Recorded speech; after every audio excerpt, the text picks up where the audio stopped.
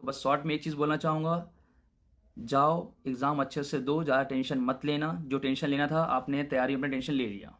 Hello parents and students, this is Rakesh, आप सभी का मेंटर ड्रोन अकेडमी तरफ से।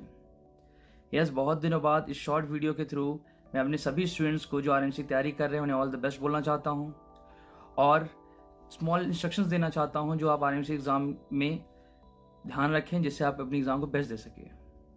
सो आपका जो एग्ज़ाम होगा बेटा, सीधी सी बात है कि आपका जो मैथ्स का पेपर है, आपको टाइम पता है कि 9:30 पे पेपर होने वाला है मैथ्स का, 12 PM पे आपका जीके का पेपर है और 2:30 पे आपका इंग्लिश का पेपर है।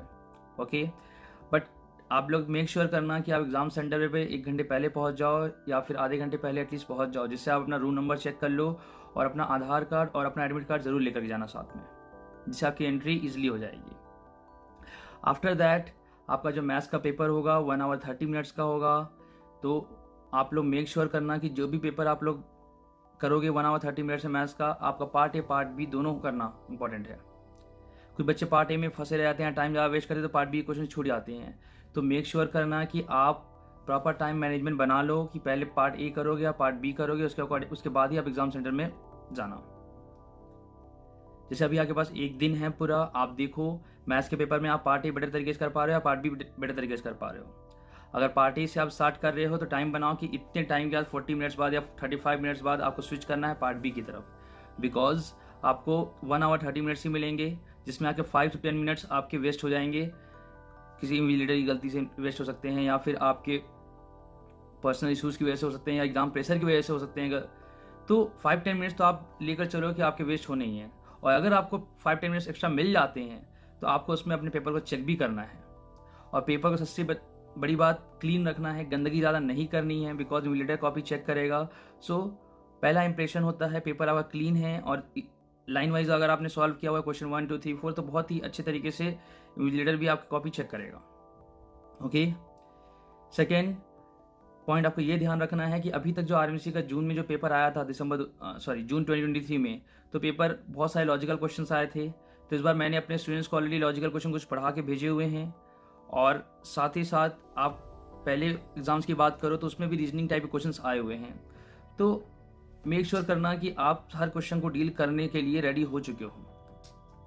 आप ये मत सोच के चलना कि पेपर बहुत ईजी आएगा और वहाँ पेपर हार्ड आ गया तो आपका हेडेक होने लगे, तो ऐसा नहीं करना है। आपको एग्जाम प्रेशर नहीं लेना है। अगर पेपर हार्ड भी आता है तो आपको ये लेके चलना है कि जितना मुझे आता है वो मुझे सॉल्व करना है, और उसके बाद भी जो नहीं आता है उसका गिवन आपको कॉपी में नोट डाउन करना है, या जो फॉर्मूलेज आपको आते हैं फॉर्मूलेज भी लिख देने हैं उसमें। अंडरस्टूड? एंड आफ्टर दैट जो आप फॉर्मूलेज वगैरह सब कुछ लिखने के बाद आप मैथ्स का पेपर जब कंप्लीट हो जाए, मैथ्स का पेपर सबमिट करने के बाद जब आप बाहर आओ तो मेक श्योर आप लाइट लंच ही करो, लाइट ब्रेकफास्ट ही रखना अपना, जिससे 11 AM पे आप बाहर आओगे, फिर 12 PM पे आपको जीके का पेपर सॉल्व करना होगा 1 आवर का। तो आपको जीके पेपर में कोई टाइम शॉर्टेज नहीं होने वाला है, आप 75 क्वेश्चन 1 आवर में इजिली कर लोगे। अब बात आती है कि जब आप 12 to 1 PM आप जब ऑब्जेक्टिव क्वेश्चंस करेंगे तो जीके में क्वेश्चंस किस तरीके के आ सकते हैं। मेक श्योर करना कि आप current affairs till last October तक आपका करंट अफेयर्स पता होना चाहिए आपको, because maximum question current affairs से पूछे जा सकते हैं। आपके साइंस पोर्शन से मैक्सिमम क्वेश्चन पूछे जा सकते हैं। स्टैटिक जीके का डेटा आप एक बार रिवाइज कर लेना कि कुछ डेटा आपसे स्टैटिक जीके का पूछा जाएगा, और इंपॉर्टेंट डेज तो जरूर याद करना, जैसे चंद्रयान 3 में जो भी लैंडर यूज़ हुआ, या अभी जो करंट में और भी डिटेल्स और भी जो बड़ी बड़ी चीज़ें हुई, हैपनिंग्स हुई हैं, G20 सबमिट हुए हैं, इन सब चीज़ों को थोड़ा आप एक बार रिवाइज ज़रूर कर लेना। इनके डेट्स क्या हैं, क्या क्या कोलैबोरेशंस हुए हैं, सारी चीज़ें आप थोड़ा एक बार रिवाइज कर लेना, तो ये बहुत इंपॉर्टेंट है। मेजर डेट्स जो आते हैं आपके इस जो आपका जो मई मंथ से लेकर के आपका अक्टूबर के एंड मंथ तक या नवंबर तक जो भी डेट्स इंपॉर्टेंट आते हैं उसे आप लर्न कर लेना अपने जीके सब्जेक्ट के लिए। ओके, बाकी बहुत सारी डिटेल्स हैं, तो आपको मैं शॉर्ट चीज़ें बता दे रहा हूँ जो बहुत ही ज़्यादा यूज़फुल हैं, जो आपके एग्जाम में पूछी जा सकती हैं। एंड आफ्टर दैट जब आप इंग्लिश का पेपर करोगे तो आपका 1 PM से लेकर के 2:30 तक आपको रिलैक्सेशन टाइम मिलेगा, तो उसमें आप लंच कर सकते हो अच्छे से, जिससे आप एनर्जी आपकी बनी रहेगी और आप बेटर वे में 2 घंटे बैठ करके फिर 2:30 से 4:30 आप पेपर को अटेम्प्ट कर सकते हो अच्छे से। ओके स्टूडेंट्स, आपको इंग्लिश सब्जेक्ट के लिए अपने रीडिंग, राइटिंग और ग्रामर तीनों पोर्शन पे बहुत अच्छे से वर्क करना होगा। आई नो अभी तक जितना आपने पढ़ाई किया कर लिया होगा, but still and time revision बहुत इंपॉर्टेंट होते हैं। तो आप राइटिंग सेक्शन में जो भी फॉर्मेट है, स्पीच का फॉर्मेट है, आर्टिकल का फॉर्मेट है या स्टोरी राइटिंग का फॉर्मेट है, सारे फॉर्मेट एक बार देख के जाना। और दूसरी चीज़ ये है कि आपका जो रीडिंग पोर्शन होगा, ग्रामर पोर्शन होगा, उसमें ज़्यादा टाइम कंज्यूम मत करना। आप कम से कम टाइम में उसे सॉल्व करने की कोशिश करना, जिससे आपको राइटिंग पोर्शन के लिए टाइम मिल जाए, जिससे आपको कॉपी क्रॉस चेक करने के लिए टाइम मिल जाए इंग्लिश की। बिकॉज इंग्लिश ही ऐसा सब्जेक्ट है जिसमें बहुत से बच्चे फेल हो जाते हैं, मैक्सिमम बच्चे फेल होते हैं। सो इंग्लिश को अपने नीट एंड क्लीन रखनी है कॉपी को, जिससे इमिलेटर चेक करने में आसानी रहे और प्लस आपका फर्स्ट इंप्रेशन अच्छा रहे। और जो भी चीज़ें आपको नहीं आती इंग्लिश में, मेक श्योर कि आप कोशिश ज़रूर करना। ओके, तो ये मैंने ऑल 3 सब्जेक्ट्स के शॉर्ट व्यू दे दिए हैं कैसे आपको सॉल्व करने हैं। और ऑल द बेस्ट सभी स्टूडेंट्स को। अब एग्ज़ाम में आपको अच्छे से परफॉर्म करना है और एग्ज़ाम के पहले आपको प्रॉपर रेस्ट भी लेना है।